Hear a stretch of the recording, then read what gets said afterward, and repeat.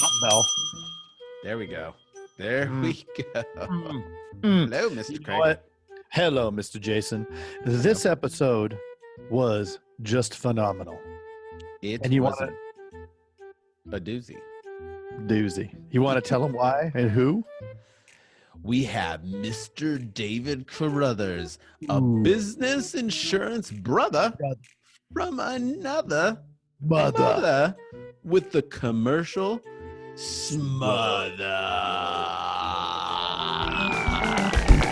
Buckle up. It's the Insurance Dudes podcast.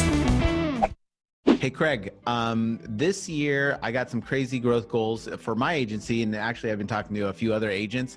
They got some crazy growth goals. So can you tell me a little bit about what you're doing that's just crushing it in your agency right now? Yeah, well, we're doing a lot of internet data leads through a company called EverQuote, and they're actually one of our sponsors. Ooh. Yeah, So can you tell me a little bit about that? Yeah, part of the Accelerated Growth Program, which includes having your own consultant that's going to go over your results, and it's positioned to make those leads cost less so that you have lower acquisition costs. It makes it totally doable. Awesome. And so what has been your favorite parts about it so far? I like the visibility into the results, and being able to compare what the numbers that they get on their side with the numbers that I get on my side, and seeing that they mesh up. So we know that the data is correct, and that we're actually in a cost per policy or cost per sale that makes sense. Right. Yeah, Cool. They make it real easy to track. And you know what? Guess what? They gave us a deal to offer to all of the insurance dudes and dudettes out there. Oh, I got to know about this. Yeah, all you need to do is go to go.everquote.com/insurance dudes. That's go.everquote.com/insurance dudes. And they give all the insurance dudes out there a killer price on this. So I'm signing up. What's up, fellas? Hey! Oh, I can't jump up anymore. My knees hurt. Oh, goodness gracious. Non-stop. You guys having a good day? Good. It's always a good day. That was a strong call. Which Very one? strong. How long were you listening? Just for a second. The end. That was a cool guy, man. He and I suffer from ADHD, so we had a little common bond there. And towards the end, I was losing focus because I knew I needed to be on with you guys. And, well, I was doing multiple things at one time. So You should have brought him on with us. Then there'd be 4 people with ADHD. Yeah. And all of us off of our meds, and we look like one of those lottery ping pong ball machines just bouncing off. Yeah. That is it. This is going to be a good episode. I feel it right now. It's all good. So what's up, So, fellas? How'd you find David- me? How did you find us? You reached out to me, brother. This is what's crazy. So I've got some friends in high places, I guess, with Jason Cass and Ryan Hanley and those guys. And they were cool enough to put me in their 20 people to watch list. So my email box is just blowed up, my phone and everything. So Cass would tell you I owe him my life now. So I'm sure he'll take an equity stake in it, but whatever. We have yet to have Jason on, so There's another one. You might as well go for the quintet. He bounced off the walls with us. Yeah, Perfect. yeah. That is great. So Let's start with the first question. What was your first concert? Ooh, that's a good. And go one, back. man. It could be like Barney. It can be like, Yeah. 6 years old. First concert was Poison. Ooh, dude, that's a good one. Yeah, it is. It was a good one. And here's the cool part about it. It was the first concert that I went to. It was completely against my Southern Baptist upbringing to be there. And I bought the Open Up and Say Ah t-shirt with the graphic and the dude sticking his tongue out on the back. And it lasted all of 10 minutes when I got home before it was taken away from me and redistributed to one of my friends whose parents apparently didn't care. and it was probably still $30 back in the 80s for one of those. Yeah, concert tees are flat, man. There's no inflation or deflation in them. It's been the Just single the same. price point all along. $30 since Zeppelin. That Yeah, is there you crazy, go. isn't it? Yeah, why is it? It might be 50 now, actually. I mean, listen, It is 30? We've got a pretty solid amphitheater here in Tampa, and all the major shows coming. It's still 30, 35 bucks. Now, you buy a double X, they're going to get you for a couple more dollars due to the material costs, but it is what it is. It is what it is. Well, welcome to the show. Congratulations on being on the top 20 list. Why don't you tell us a little bit about your background in between after Poison and what got you into the insurance biz? Yeah, so it's kind of a crazy story. I ended up playing baseball in college, and we'll fast forward through those years because I was on the Tommy Boy plan. Most of the people I graduated with had doctorate degrees, and I was busy smashing tables and beer cans on my head and all that cool stuff. But that takes a skill set. Yeah, I ended up blowing my arm out, and I started working in grocery stores, and I worked retail for the first 10 years of my life. Maybe a part of me thought I was going to be the next Kurt Warner, the rags to riches story. I was stocking one day and then a closer for the Rays the next, but that's not necessarily how it worked out. Got to be 30 years old, trying to figure out what I wanted to be when I grew up. I had a 2-year-old son at the time who's now 17, and he had no clue who I was because I was working 100 hours a week. And, I just wanted to figure out an occupation I could go into where I didn't have a diminishing hourly rate. I wanted to make more money the harder I worked. So my dad was VP of risk management for a large PEO, employee leasing company in the Tampa area at the time. I lived in Birmingham, and the guy that was one of the owners of the PEO had just sold a very, very large independent insurance agency with a good reputation in Tampa. So Dad said, you should come down and talk to this guy. If anybody can give you some guidance. Tim, I think I've always thought you'd be good as a commercial insurance producer, but, talk to him and see what you think. So I flew down from Tampa to Birmingham on the Southwest nonstop for an hour, had lunch with him, turned around, flew back, quit my job, loaded up my F-150 and moved to Tampa to sell insurance. Dang. Yeah, it's pretty cool. So I didn't have any experience. It was a lot of roadblocks for me getting hired somewhere. They kind of like you to be licensed and all that. So I got my license, and in the evenings I was working as a project manager for a pool construction company before the market tanked. This was back in 2004, and got licensed, and then immediately went back to all the neighborhoods where we were building pools and wrote all the subcontractors. So I looked like a superstar for the agency that I was working with at the time. Then I moved upstream a little bit. The guy who talked me into going into the industry, his non-compete was up from the sale of his other firm, and he opened up, and I was one of the first producers they brought in, and that I just got into middle market production at that point, and the rest is history. I mean, at this point, I've progressed through my career, and 3 years ago, I opened up my firm now as a scratch agency, but I've been in the industry for about 15 years. Wow. Drop the mic. So are you mostly commercial? We are. We're probably 95% commercial, 5% personal lines. The agency's done very well. We focus on accounts that are between $250,000 and $500,000 in premium, because I found that you're dealing with a buyer who understands your role in the whole process, and there's less service work involved with accounts like that. They're also more sticky because people aren't going to shop on price all the time.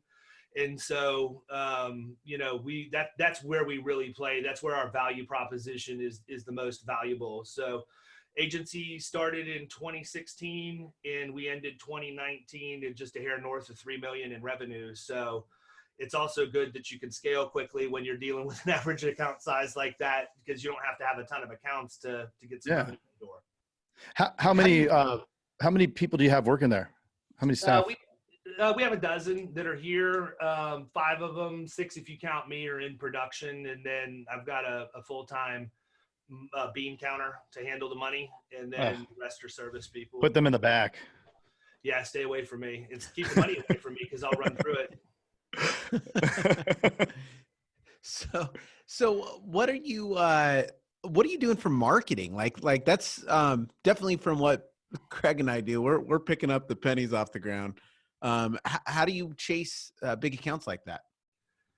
Yeah. So, I mean, anytime anybody asks me that, especially with producers, let me back up for a second, because I think there's an important caveat to my agency that everybody needs to know. And then I'll answer the question about marketing, because it sort of ties in together.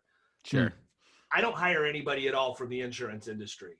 every producer that I have came from outside the industry. I do not want retreads. I want professional salespeople. I want people that get up and drink blood for breakfast, put on a helmet, ram it against the door until they get in, close the business by clubbing something, dragging it back to the cave, and then we take care of it.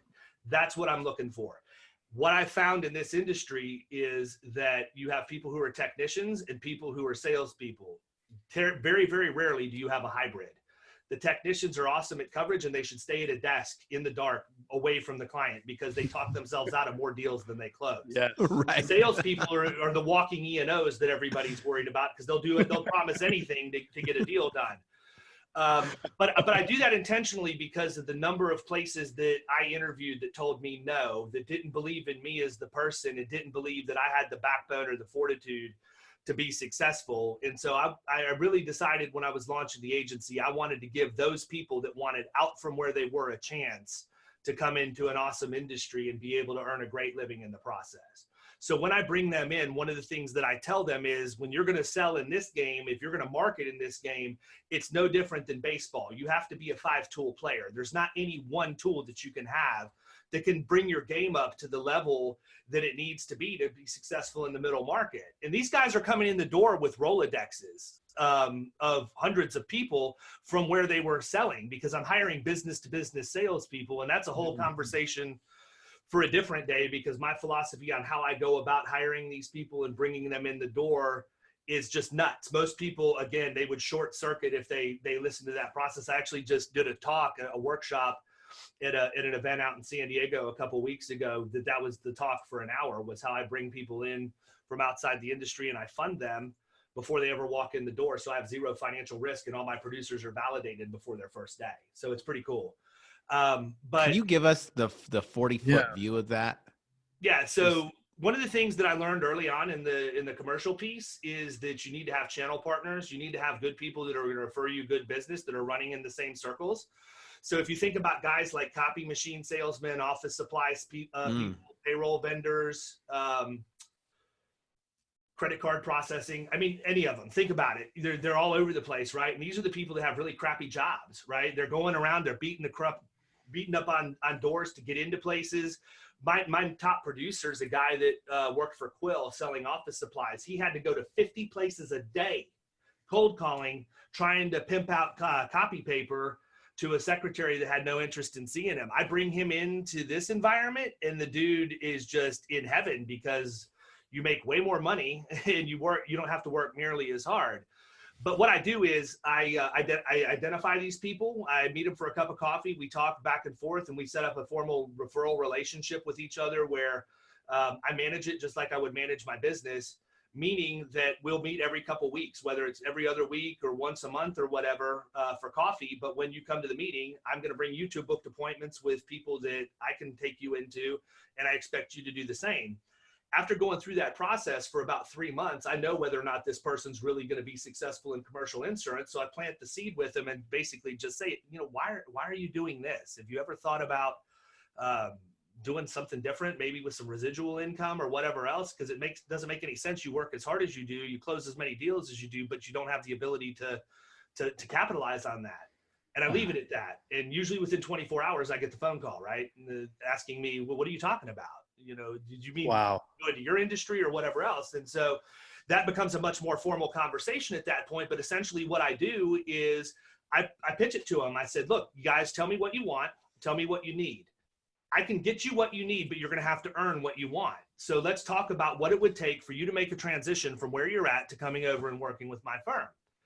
And they'll give me the number, whatever it is. And so then we set up a formal plan for how long it's going to take for them to migrate over. So what we do is we go in and we create a code in our agency management system so that now when they're referring business to me, we're tracking where that business is coming from and we're attributing it to that person so that when their revenue matches where they want it to be to come on board, we pull the trigger, bring them on board and hand them that book of business that they've produced for us through referrals over the course of the 9 months to 12 months prior. So they're paid for. They have a book of business that they've created through referrals. I've had the benefit of the revenue while we're waiting to bring them in, but I've also been using it as a sinking fund to fund a producer that I might not otherwise have the money to go out and get.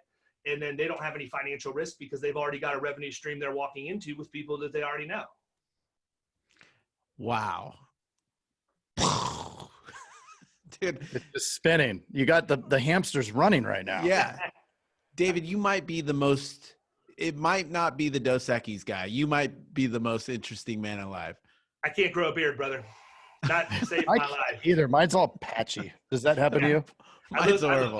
like a rescue animal if I try and grow a beard. Yes. Maybe we're related. Where did Yeah. you learn this system, man? Yeah. Like, how did you come up with this? Well, I'm gonna give you some advice, man. Don't. Right? I was dirt poor. You know, I mean, I joke about it all the time, but I mean, I launched a scratch agency with cash. I did not want to incur any debt, and I had to get creative in how I did things, especially as I was going to scale. And I talk about it all the time. You know, I was so poor that I lived off of boxed macaroni and cheese for a year, and you knew it was payday because I actually got to buy the Velveeta shells and cheese that had the pre-made pouch. And like, that's the Cadillac, right? And if it was a really good payday, I could buy a pound of ground beef and put in it and an extra thing of noodles and then thin the sauce out with water so I could get 3 or 4 meals like that before I went back to the regular boxed mac and cheese. But I mean, you invent things and you think creatively when you're in a position where you're basically stuck on your back and you have to figure a way to claw out. And, you know, that's it. When I worked at Super Target's an awesome company. It's very, very structured. Everything they have has a common practice associated with it. So that if you go to a store in Minnesota or a store in Miami, whatever function of that business you're looking at, they have a trifold brochure that tells you everything that they need to do. It's very, very regimented. And so I look at it because it's not anything to do with the insurance industry, but it was a very strict environment in terms of how you were supposed to operate. And I think that so many times people talk about how, you know, just be creative, think outside the box. Well, I argue that point, and what I used to tell the people when I would travel around looking at Target stores that were having problems is true creativity is not thinking outside the box. Anybody can do that. Anybody with half a brain can come up with something that's not following the rules or whatever else. But if you can figure out a way to innovate inside the framework that you have to stay inside, that's real creativity. And so when you think about how regulated we are and all the things you have to do in this industry to be in compliance and all of that, you know, you have to sometimes stay inside the framework, but figure out another way to do things. And I think the more agents that figure that out as we push forward into the future, the more we're going to continue to be relevant to our customers, and we're not going to be commoditized.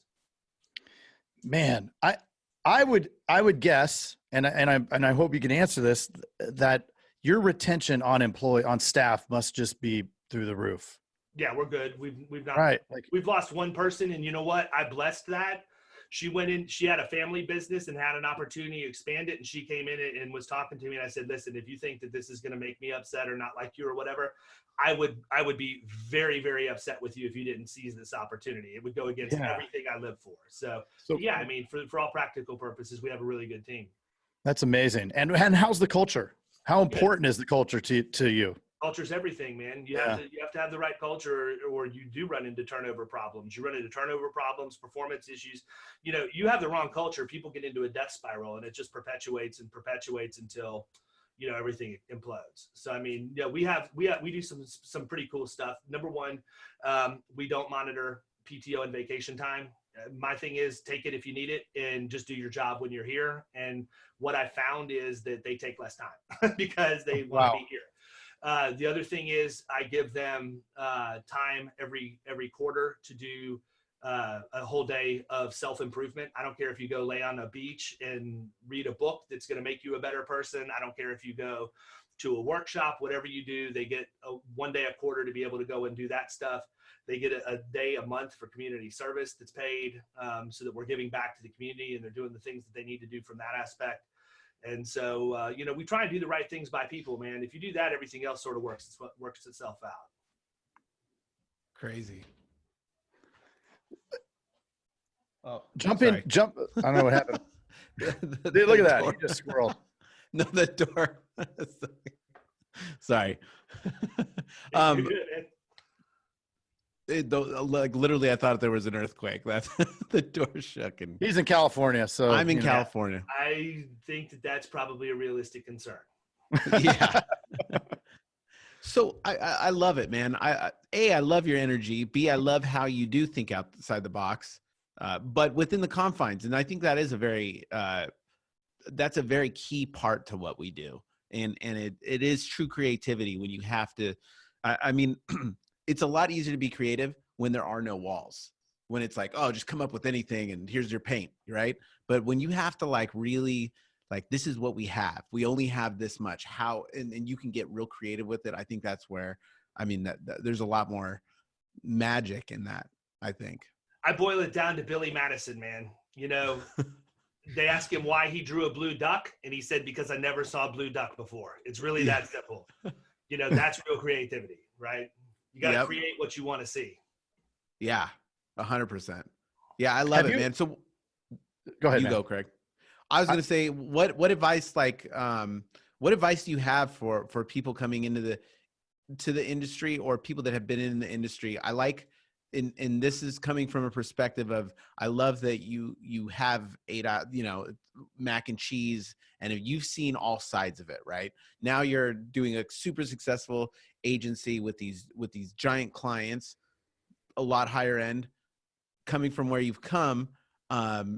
Where do you see the big weakness with a lot of new agents, and what would the big eye-opening advice be? So a couple things. Number one, I think it's lack of support.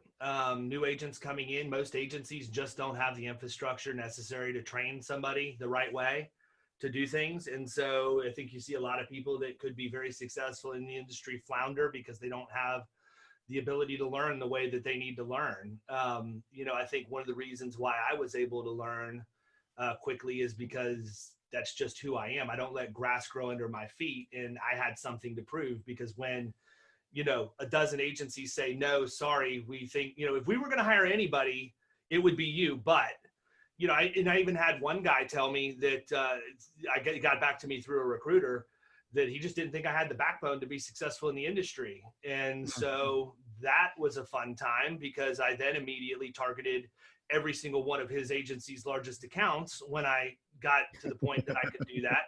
And every time I took one, I'd send him a dozen roses and a thank you card for motivating me every day. So, but I think to that point, there really is, there's not a lot of tools out there from an agency perspective, unless you go searching for things to augment what you can get at work on your own.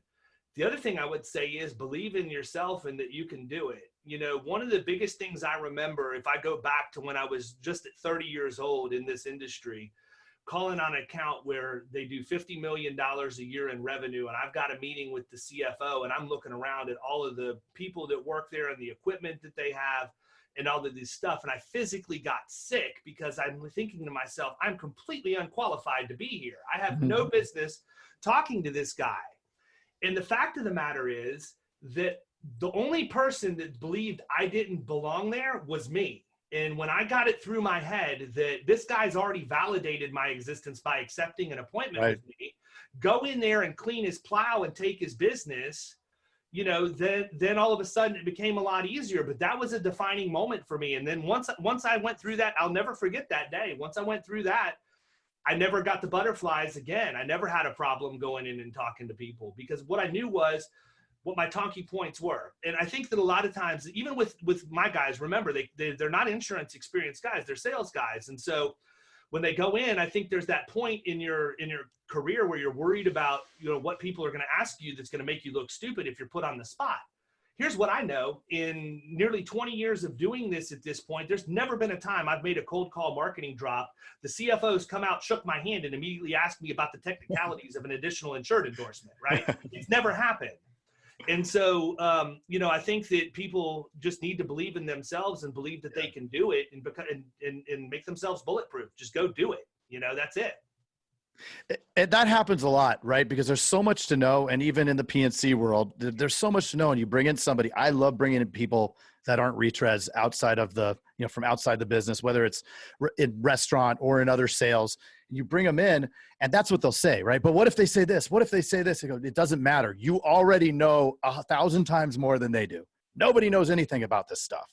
And exactly. And to that point, that's the other thing I tell my guys. Look, your goal is not to go in there and vomit insurance all over the conference room table, right? Your goal is to go in and you let the prospect know you know that much more than they do, to the point they have to hire you to be able to get that knowledge. That's it. Stop. I've been in so many meetings where people have gone 45 minutes longer than they should, that they talk themselves out of the deal because they feel like they need to prove that they know everything about insurance. It is crazy. You don't have to. You don't. Nope. Mm-hmm. And it's really that all it takes is the connection and the tenacity to be able to stand there and talk and not. Absolutely. I think people do. I think a lot of people talk themselves out of stuff. Like the more they talk in a sales transaction, the less likely that deal's going to happen. Let the client talk more, build that rapport. That's it. Just solve the problem. It's extremely important, for me especially, because obviously I like to talk, right? You guys took you a while to get me warmed up for this, but I have to prepare for my meetings, and I sit down with a legal pad and I list out the open-ended questions that I'm going to ask, but they're very specific. I mean, I'm specific that it's only going to be a question that I ask in one sentence or less, and then they need to take 30 seconds or more to answer, so that they're always talking more than what I am. And I think that if you prepare to go into an appointment like that, you're a lot more likely to succeed than if you go in flying blind. That makes sense. It's kind of like that's what Jordan Belfort does, right? Like, have you ever heard that when he's had stories of the Wolf of Wall Street guy, that he's had stories when he goes in to sell something, he will sit there with a pen and paper and write down every objection that they could come up with, and he'll list it out so the conversation flows from one thing to the next, no matter what they say.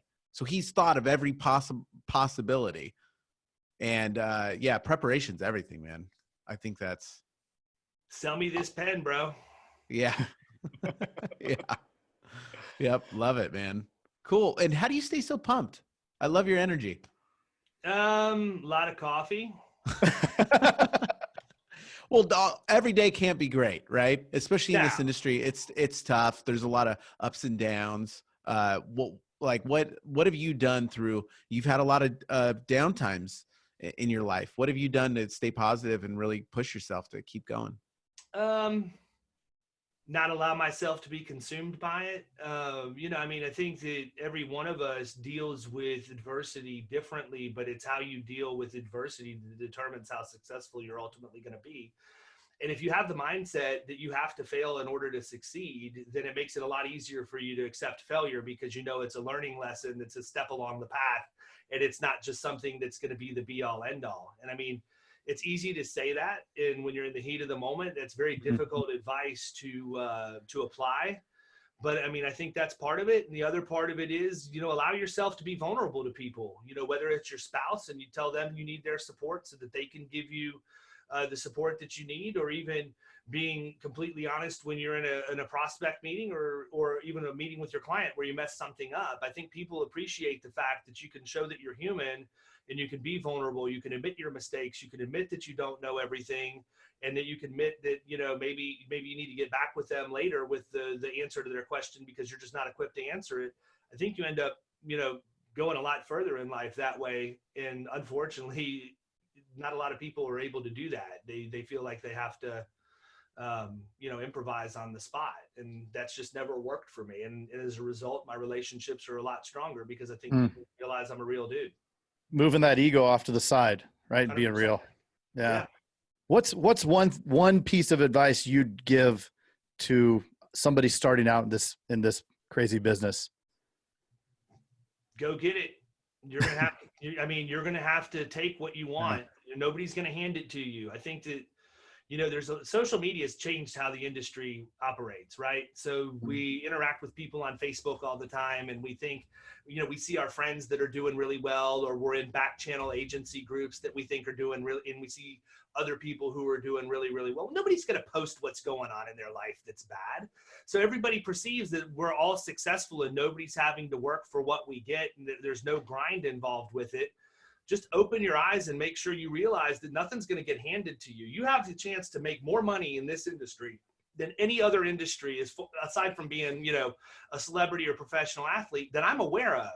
And if you're willing to go out and seize the opportunity and grab what's yours, you're going to be wildly successful. But if you sit back and wait for somebody to hand it to you, I'm the guy driving the bus that's going to run you over. Better watch out. Love it. Well, cool, David, man. Thank Dude. you so much, man. It's been awesome. That the conference you were at was blessed to have you come and do an hour version of that talk. I mean, this is something else. Now they're all going to think they got gypped because I gave it to you in like a minute and a half. People had to sit and listen to me for an hour. I'm sure they were loving it. They were loving it, man. It was a good time, man. Yeah. Thanks a lot. And hopefully we can have you back down the road and catch back up. Anytime. I'd love it. Thanks for the opportunity, fellas. Y'all have a Appreciate good it. night. Okay. Thanks so much, David. Bye-bye. Bye. Jason, I would be remiss if I didn't bring up one of our sponsors, EverQuote. Oh, tell me a little bit about him. Well, I've been using them for a couple months, and I'll tell you that the results are delightful. It's been now a couple months, and over time, my cost per sale has dropped every single week. That is awesome. Tell me, so you're on a specific program with them? Yeah, it's called the Accelerated Growth Program, and this bad boy gets you a better deal on those leads, so way less expensive, and you get a consultant that's going to actually go over your results to make sure you're tracking properly. And so you've been doing that for the last couple of months and consulting with them? Yeah, and I see everybody complain about leads and this and that, and it's like, look, if you don't have a process to track and measure your results, then I can totally get it. You don't even know what your results are, right? And you asked them to give all the insurance dudes and dudettes out there a killer deal on this, and they came through, didn't they? They came through, and I know you're going to take advantage of it, but if they go to go.everquote.com/insurance dudes, that's go.everquote.com/insurance dudes, then guess what? What? Deal City. I'm there. Do it. Hey, you've got to check out the Insurance Dudes Inner Circle coming soon, where you get extended interviews as well as live coffee talks in our private Facebook group. Join the mailing list today at theinsurancedudespodcast.com. Hey, thanks for checking out the Insurance Dudes. Hey, please subscribe. We got some really great stuff coming out.